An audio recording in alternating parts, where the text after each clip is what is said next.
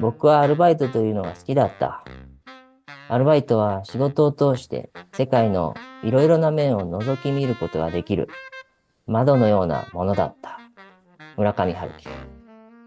おー、村上春樹ってあの有名な作家だよね。そうそうそう、あの有名な小説家。村上春樹もアルバイトして苦労してたんだね。ねえ、意外だよね。うん。じゃあ早速今日のテーマ、小倉先生お願いします。バイト辞めたい。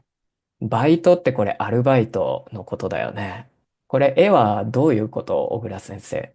アルバイトの人が店長に叱られてる場面かな。店長か先輩かわからないけど、まあこういう経験はみんなあると思うから、今日の会話楽しみですね。うん。聞いてみてください。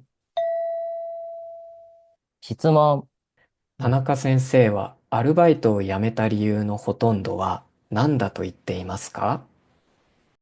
アルバイトを始める時が一番大変だよね。うん、覚えないといけない。たくさんあるからね。楽しかった思い出もいっぱいあるけど、怒られたこともいっぱいある。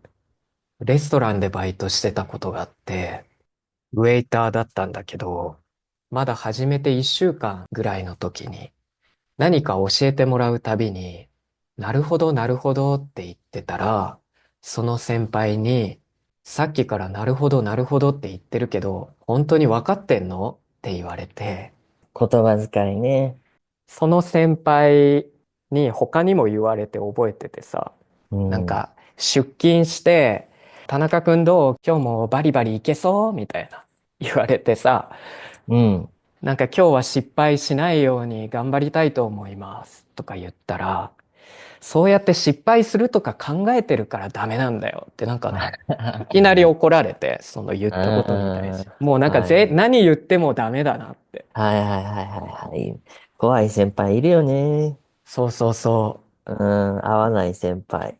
帰る前にね、そう、シフト表を見てね、う。うん。ああ、次はこの人と一緒に働かないといけないのか、とか。ああ、わかる。この先輩、苦手な先輩いるそうわ。そうそうそうそう。うん、いやもうね、気分が重くなる。でもマジでさ、確認するよね。明日のシフトのメンバー誰だろうみたいな。そうそうそうそう。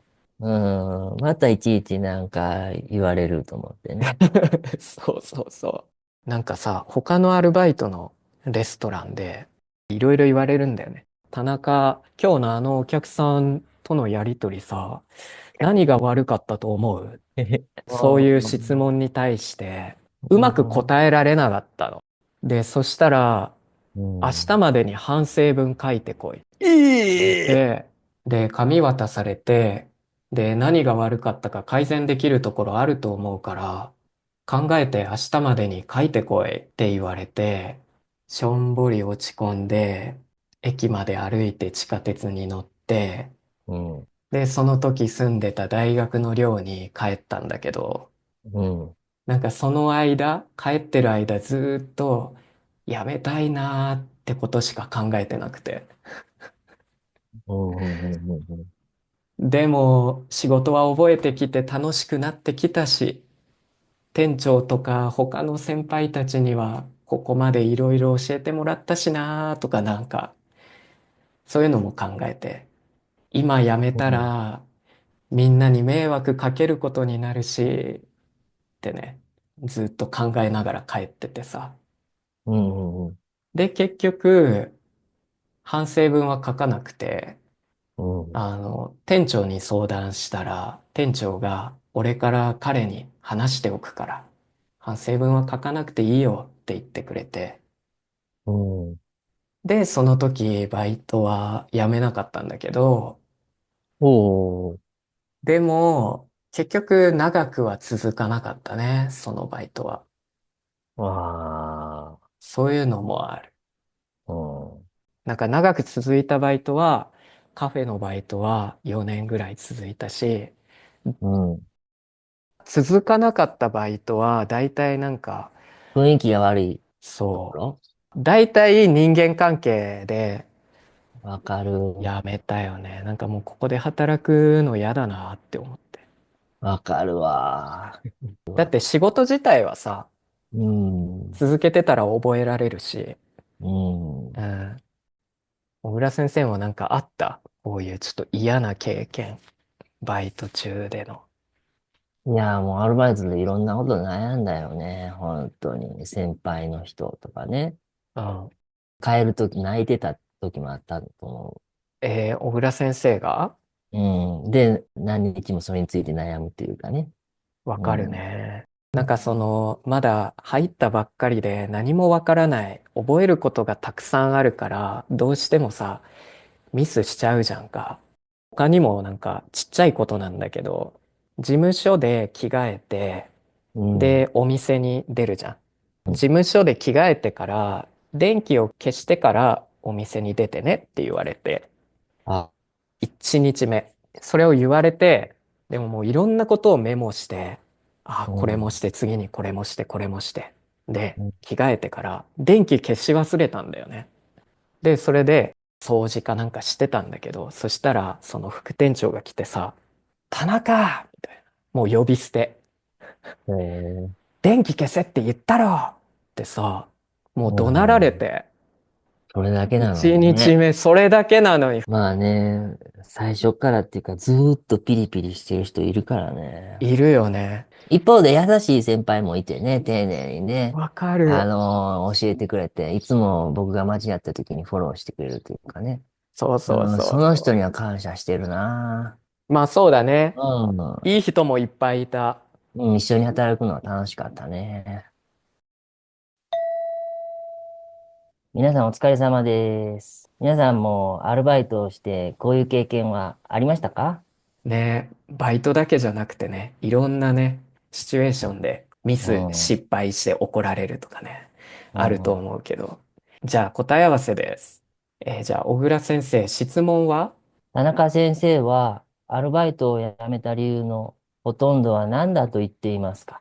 はい。じゃあ答えもお願いします。一緒に働く人との人間関係が理由で辞めたと言っています。じゃあ今日の表現は何ですか？人間関係。はい。人間は人。関係はつながり。カタカナだとリレーション。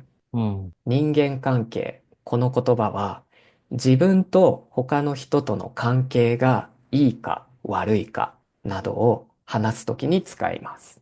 よく会社など仕事の場所で他の人と問題があるときに使います。会話の中ではこう言っていました。そのアルバイトでは仕事は特に問題なかった。でも一緒に働く人との人間関係が大変だった。だからそのアルバイトを辞めた。じゃあ次の例を見てください。新しい職場、みんなピリピリしてて、人間関係が。わかるわ。慣れるまで大変だよね。愚痴聞こうか？吐き出せばちょっとは楽になるかも。最後の例です。近所の人と何を話したらいいかわからないんだよね。まあ、とりあえず元気に挨拶しておけば、人間関係は悪くならないんじゃない？